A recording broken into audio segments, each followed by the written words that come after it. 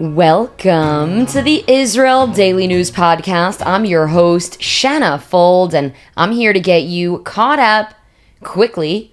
I've got some top news stories for you today from Israel, and guess what? You're listening, so you're already on top of your game.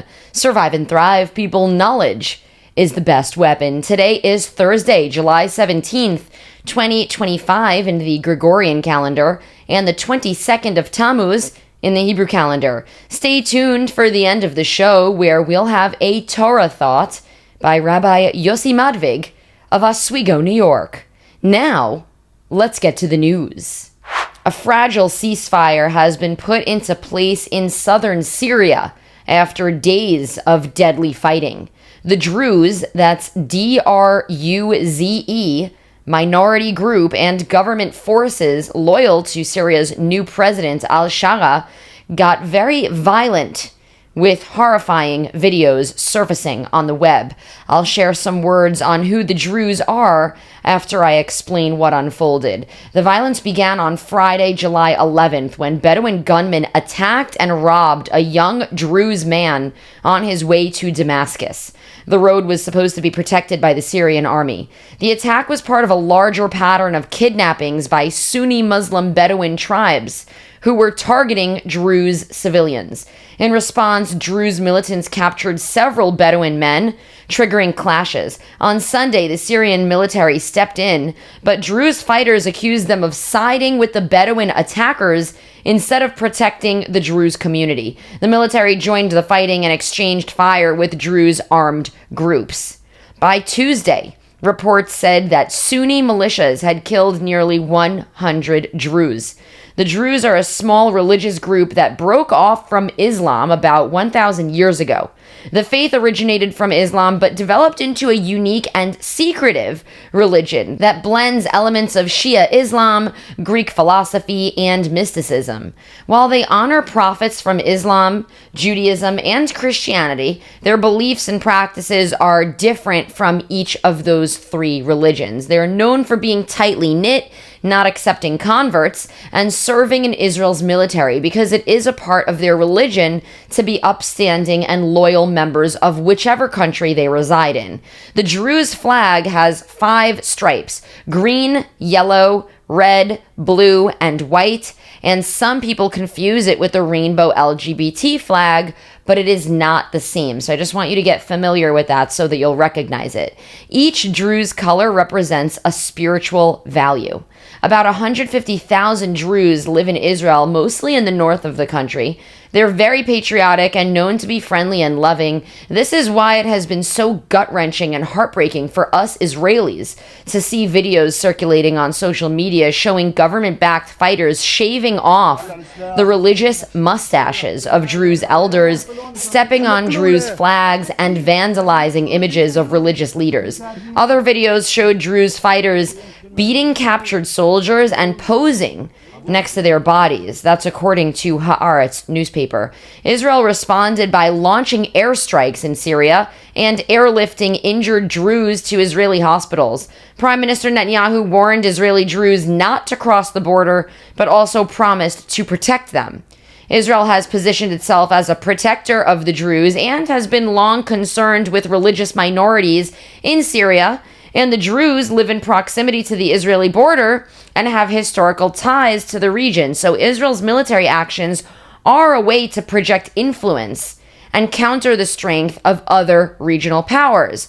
After Israel pledged to target Syrian government forces attacking Druze communities in the south of Syria, Syria's interim president Ahmed al-Shara said in his first public remarks that protecting Druze citizens is a national priority. He urged the Druze population not to be drawn, quote, into the influence of outside actors. Israel's President Isaac Herzog addressed the escalating tensions on Israel's northern border, making it clear that Israel will not tolerate threats from Syria. The state of Israel does not stand idly by when there is even the potential for a jihadist threat over the border, he said. He also referenced the danger facing the Druze community across border communities, which he described as an integral part of us, referring to the Druze part of Israeli society. Herzog urged members of Israel's Druze community to remain calm and not cross into Syria. He's asking them to uphold the law and allow the military and diplomatic channels to operate. He emphasized that Israel is taking action and will continue to do so until security is restored. My sources tell me that 516 people have been killed in violent clashes in Syria's southern Sweda province since fighting began. This includes Druze fighters, civilians, personnel from Syrian government ministries, and Bedouin fighters. The Syrian Observatory also says more than a dozen security officials were killed in Israeli strikes on southern Syria. The observatory is a nonprofit that is British-based. Among the civilian casualties is journalist Hassan al-Zaabi, who the Syrian Journalists Union says was shot dead by outlaw gangs while reporting on Sweda. The union did not specify which media outlet this journalist worked for. The observatory is a British-based monitor that relies on a network of sources inside of Syria to do their work. They continue to track the escalating violence in the region. The ceasefire, which was announced Thursday afternoon, may bring calm, but if it fails, both the Druze in Israel and their supporters, will likely demand even stronger action, and we're already seeing Druze community members calling on Israel to intervene and safeguard their communities. Some even say that Netanyahu has promised to protect the Druze in the past, and that he must come through on it. Let's give a bit more context.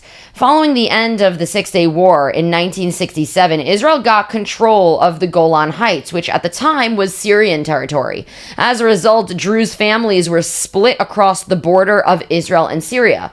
Today, 80 to 83% of Israeli Druze serve or have served in the IDF, even sometimes surpassing Jewish enlistment rates. Now, of course, that's relative to the population. Following the takeover of the Assad regime in December 2024, a power vacuum and instability has led to unrest between Druze and the new Syrian government. Many Druze factions are and have been wary of this new Syrian government for exactly the violence that we're seeing now. They've been skeptical about that. Since Syria's interim president al-Shara took over, minorities in Syria have been subjugated to persecution by rebel forces within Syria, and some are afraid that Syria could become a Taliban-style state. Meanwhile, Israeli military officials state they are preparing for several days of combat against forces aligned with Jolani, that sometimes they refer to the president as Jolani, you might recognize him by that name, for his regime. Senior officers have acknowledged that they weren't prepared for the scale of recent events, including the mass attempt by Israeli Druze to cross into Syria. Our numbers indicate that there were about 1,000 that tried to do that.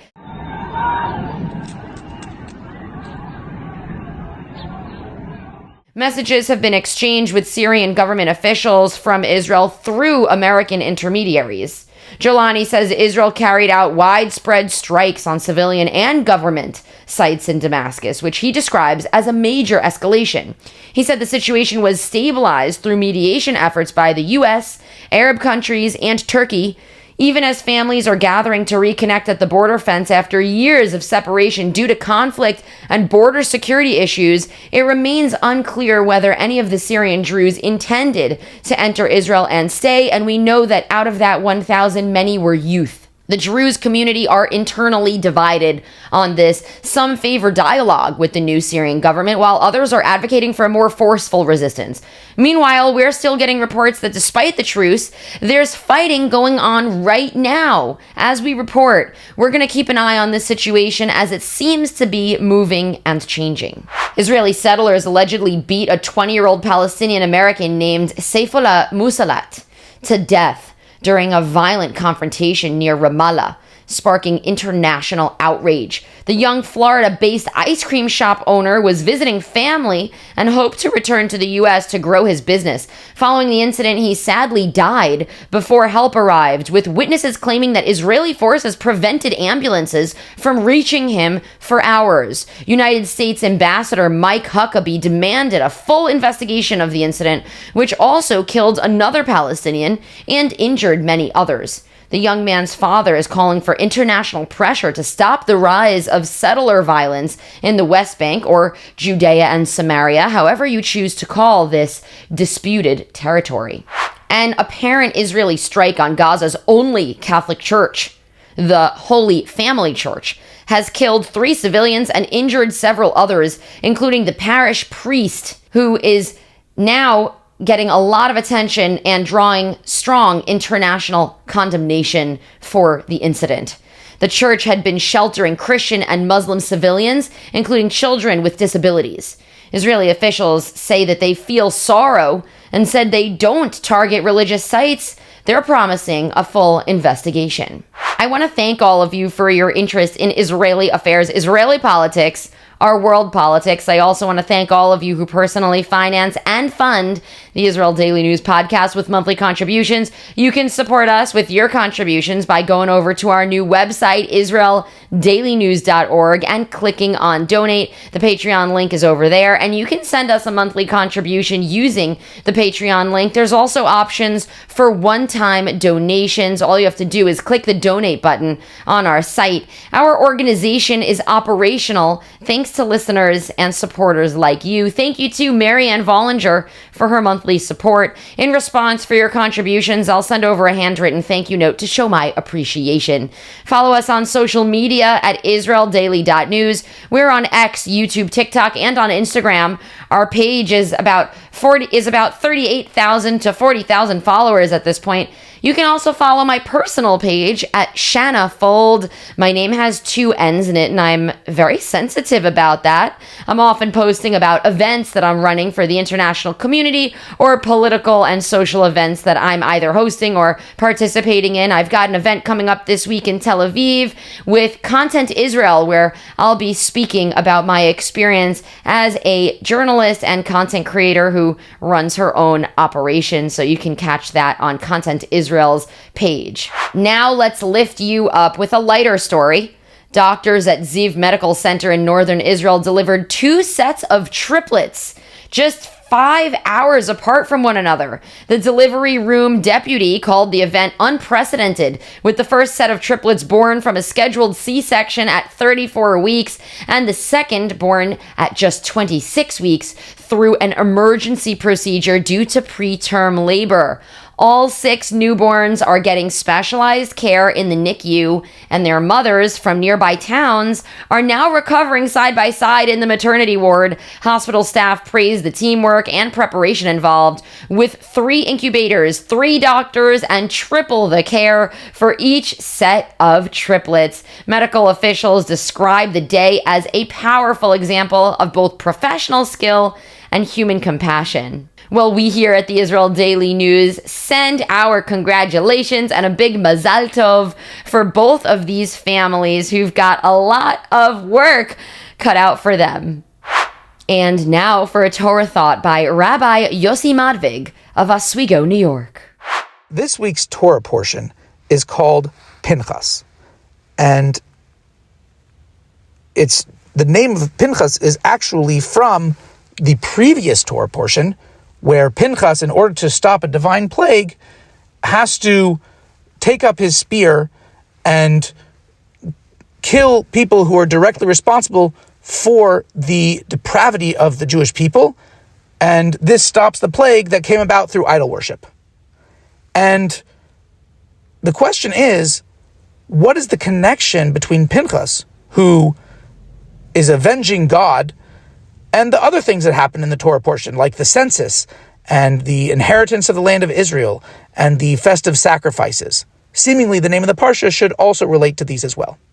And furthermore, we want to know the connection between the time of year that it's read, when it's always read around the beginning of the 3 weeks, where we mourn for the destruction of the temple in Jerusalem. So our sages taught that Pinchas had the soul of Elijah the prophet, who announces the true and complete redemption. So it's not surprising that with Pinchas's righteous indignation, he achieves a somewhat messianic transformation for the Jews of that time. They went from a situation of spiritual depravity of worshiping idols and a national emergency of a plague to divine satisfaction. And this is manifest in a number of ways. The divine satisfaction appears in the census, which happens because it's an expression of God's affection for the Jewish people. As the commentaries say, that because the Jews are so precious to him, he counts them all the time. It's also expressed in the permanent inheritance of the land of Israel through a divinely inspired lottery, and the daily Shabbos and festival sacrifices, which are associated with joyfulness and celebration. So the theme of the Parsha is this transformation from spiritual deprivation to righteousness and virtuousness. So it's no coincidence that the Torah portion is read at the outset of the 3 weeks, because it empowers us to transform these weeks of mourning and sadness into days of feasting and rejoicing with the true and complete redemption. Practically speaking, Pinchas is setting an example for us, showing us how to bring about this transformation. Whenever it's possible to further the moral or spiritual standings of other people, we shouldn't just sit back and say, oh, there's people who are greater than me for that. Who am I? But like Pinchas, we should rise to the occasion without hesitation. And just as God granted Pinchas the soul of Elijah the prophet for his mission, God will infuse every one of us with the necessary spirit to transform our exile into redemption. Our job is to galvanize that spirit into action. Shabbat Shalom. All right. Well, that is it for today's show. Today is Thursday, July 17th, 2025. Tel Aviv has a low of 27 degrees Celsius and a high of 31 degrees. That's 80 degrees Fahrenheit for the low, going up to 88 degrees for the high. We are everywhere. Don't forget to sign up to our Israel Weekly News Wrap. The Israel Weekly News Wrap is a newsletter with the top 5 stories coming out of Israel from throughout the week. And of course, with a personal note from me at the top. You can sign up for that at israeldailynews.org, and you'll scroll down to the bottom and put your email address in there. Of course, the last few newsletters from me, for the last month, actually, I've been writing about my experience being an evacuee. My home, my personal home, and the Israel Daily News studio was blown up in an Iranian ballistic missile attack exactly a month ago. It was June 16th. Today is July 17th. I've been living in a hotel for about a month, working as hard as I can to keep the Israel Daily News running. And in fact, I'm recording to you from a studio today, offered a room that I turned into a studio of a friend's home. Thankfully, she gave me her space. We can thank Nicole Raviv for giving me a little piece of her home to record the Israel Daily News, and we appreciate that greatly. So if you'd like to know what it's been like living in a hotel, being an evacuee, or even going through a ballistic missile attack with a missile hitting right outside my window, you can actually scroll back a few episodes to listen to my survivor's account in the Israel Daily News platform, and sign up for our newsletter where you'll get updates about what's going on here in Israel with the top 5 and a personal note from me. I'm going to send you off today with a song called Occasionally by Eugene Korolap. He's known in Tel Aviv for being the busker who picks up a crowd on the Tel Aviv boardwalk. Enjoy this song and have a great and productive day and an excellent weekend. Shabbat Shalom, everyone. Occasionally, not intentionally, I miss you, babe. Unintentionally, you will always be in my head. We can sail around, we can hear the sound of the waves. And maybe just for fun, we can watch the sun till it caves. Where are we going now? 'Cause it feels round and round. Let's wait, let's slow this down. Wait till our feet. Where are we going now? 'Cause it feels round and round. Let's wait, let's slow this down. Wait till our feet. they touch the ground.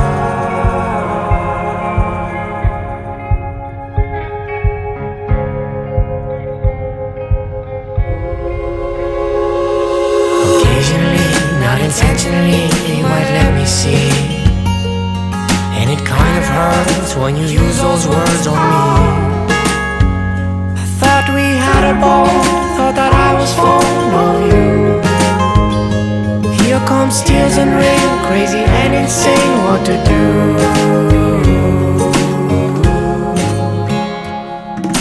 Tell me you do, that you think of me too. And I'll tell you it's true, my mind, it goes crazy for you.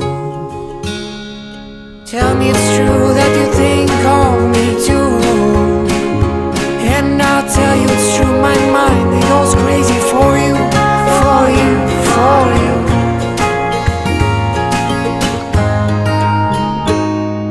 Occasionally, not intentionally, this will always be a good memory. Remember me, will you see? Oh, the good side of us, just inside of us, where we'll be. Waiting for the time, perfect line of rhymes we will sing.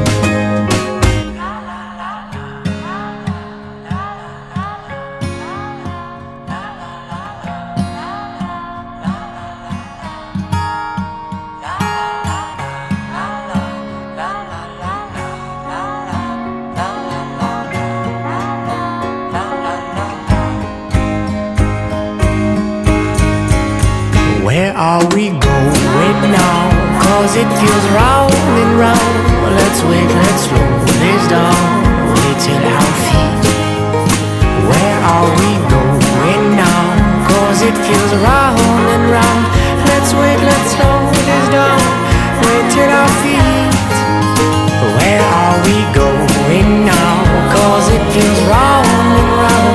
Let's wait, let's slow this down. Wait till our feet.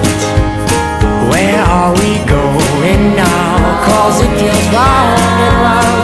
Let's wait, let's slow this down. Wait till our feet